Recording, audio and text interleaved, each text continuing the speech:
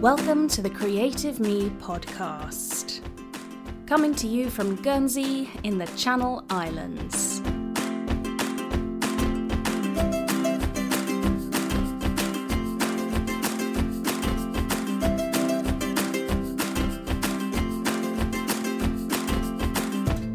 This is episode 38, Making a Massive Career Change, What You Need to Know.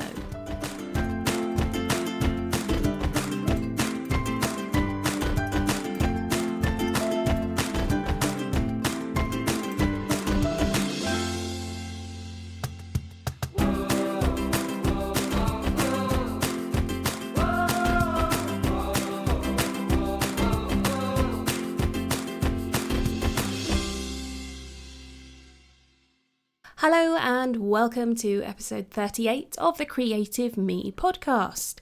Today I'm talking about making a massive career change. This is something that I've done in my career and I wanted to share my story with you and also explain a few things that I took from the experience. So I'm going to wind the clock back a good few years. And I want to give you a picture of 18-year-old Martine. I'm not going to describe myself. It wasn't my best fashion era, I'll be honest with you.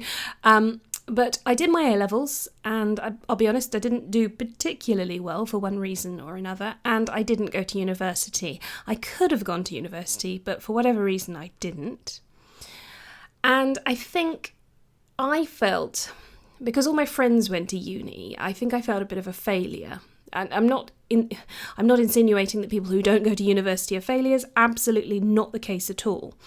But for me, because I saw all of my friends doing that, I definitely felt a bit left behind and that perhaps I hadn't achieved my potential while I was in the school environment. I joined the working world aged 18 and morphed into this almost unrecognisable overachiever. I was very keen to climb the career ladder as quickly as possible, and I did just that. Fast forward to my late 20s, and I was working in finance. I worked for a trust and company administration firm, and we'd created a sort of offshoot company to deal with property ownership structures and that sort of thing, and I got very involved in that part of the business. And because of my unique skill set that I'd developed over the years, I ended up being invited to join the board of directors before I reached the age of 30. I was the only female on a board of 4 men who were all over the age of 40. And it was quite an experience. I really thought that I'd made it at that point. I had a really good salary, I had a very nice sports car. Things were, on the face of it, really good. I had to travel a lot for my work, which always sounds terribly glamorous, but actually it's really not. You only see airports and you're on 24/7. It's actually quite exhausting. It really looked as if I was happy and satisfied and I'd sort of achieved everything I'd set out to do, and I wasn't even 30 at that point. I did it for a few years and the pace of things took their toll, I think, and I really started questioning my job and whether it was important to me or not. And the truth of it was, I didn't care enough about the work that I was doing. And actually, when someone asked me what I did for a living, it was really complicated to explain what I did, because the sort of work I was doing didn't really matter to many people. I got to the point where I realised I had to make a career change. I analysed my career to date and tried to look at themes that flowed through what was quite a varied career. And the one thing that kept coming through my CV was training, teaching and training. In every single job that I'd done, there was training involved. I'd not necessarily gone for training positions, but I just ended up teaching people things. It was just something that naturally happened. And I got to thinking about this and I reflected on it a great deal and worked out that in my heart, the thing that I'd always wanted to do with my career is teach. And the only reason I never did the sort of traditional route to teaching was because I didn't go to university. In one of my more training orientated jobs earlier in my career, I did an initial teacher training qualification. So I had a very small qualification in relation to teaching, but that was it. Now, I'm not a great believer in fate.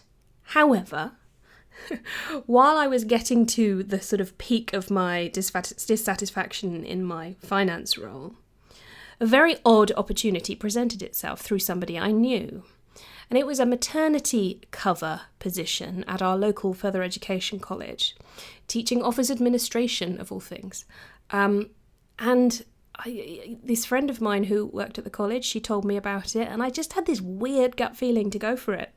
So I applied for the job, and I got it, and I took the position. This was a huge gamble. It was a 12-month contract because it was a maternity cover. It was a huge pay drop, and it was a complete leap into the unknown, and I was terrified.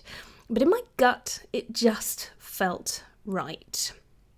So I took the position, and I won't lie to you, the first couple of weeks were horrific.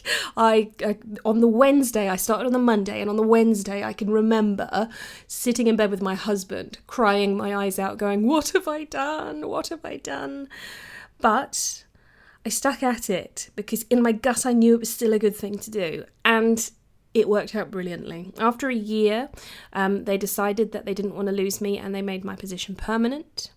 And for a few years after that, I taught in office administration, and I absolutely loved it. It was an incredible job. Within those first few years of teaching, I completed my full teacher training qualification. And around that time, I became really interested in teaching teachers. So an opportunity presented itself to do a 2-year secondment on a part-time basis at the same college to work with my colleagues to teach them how to use technology in the classroom. In addition to this, for a few years, I'd been teaching our initial teacher training qualification. So this felt like a really good step for me. And it was part-time. Now, this is really important because in the meantime, I'd been working on developing my own business. And by going part-time in my teaching career, I was able to spend some time developing my business. And teaching and training is very much going to be at the heart of my business as well. So it was a perfect solution. I'm coming to the end of that 2-year secondment now, and I've got some important decisions to make. But that kind of brings you up to date in terms of where my career change was and how it came about. The big question, what have I learned from the experience? I've learned a lot. The first thing is that I took a gamble and it paid off, and sometimes taking a gamble is a good thing. I can't in all good faith say to you, you must take gambles, they will pay off, because I don't know that. But I think the big learning point for me was, I guess I've become a bit braver when it comes to taking a gamble and following my gut. Sometimes it's a good thing to do. A sensible thing to highlight, though, with regard to taking a gamble of this nature, is that it's a good idea to have a financial safety blanket in place. In other words, some money in the bank, some savings. At the time of taking the maternity cover contract, I didn't have savings, and that was ridiculously daft. So another point of learning would be that if ever I took another career-orientated gamble, I would have some sort of financial buffer. Another lesson learned was the importance of putting your health before everything when it comes to career. I was not happy in my finance role. I was quite stressed. I was taking antidepressants to deal with my anxiety. It was not a good time for me. And whilst the career change didn't necessarily alleviate any workload, because frankly, teaching is the most difficult job I've done in my life and has the biggest workload I've ever encountered, the rewards are enormous, and that really helps with any feelings of stress. Health is the most important thing to deal with and absolutely has to come first in a career situation, and that was something I definitely learned making a career change. Now, I don't want to get all fluffy on you, it's not really my style, but I'm going to talk a bit about gut feeling. I always had a gut feeling that teaching was my zone of genius, my one thing, and so I followed it. I followed my gut feeling, and I was right. So I think this experience has helped me learn to trust my gut. I think the biggest realization for me, and the thing that I'll conclude this episode with, is that you spend so much of your life working. It's a lot of time. So it needs to be important work. It needs to be something that gets you up in the morning. It needs to be inspiring and important. I was lacking that in my finance role, but in my teaching role and also with my own business and what I'm doing, with martinellis.com and the lightbulbacademy.com, more on that later, it is important work and I absolutely love it. That's my story. But what about you? What about your work? What do you do in the day? You might be a full-time parent. You might have your own business. You might work in a corporate role. Whatever it is, and this is very individual to you, I hope you find your work important.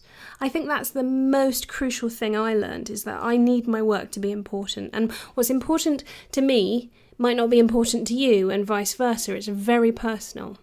I'd love to know if you've experienced a career change along the lines of what I've done or something entirely different. So do feel free to pop into our private Facebook group, thelightbulb.club, and have a chat. Or you can drop me an email if you like, martine@martinellis.com.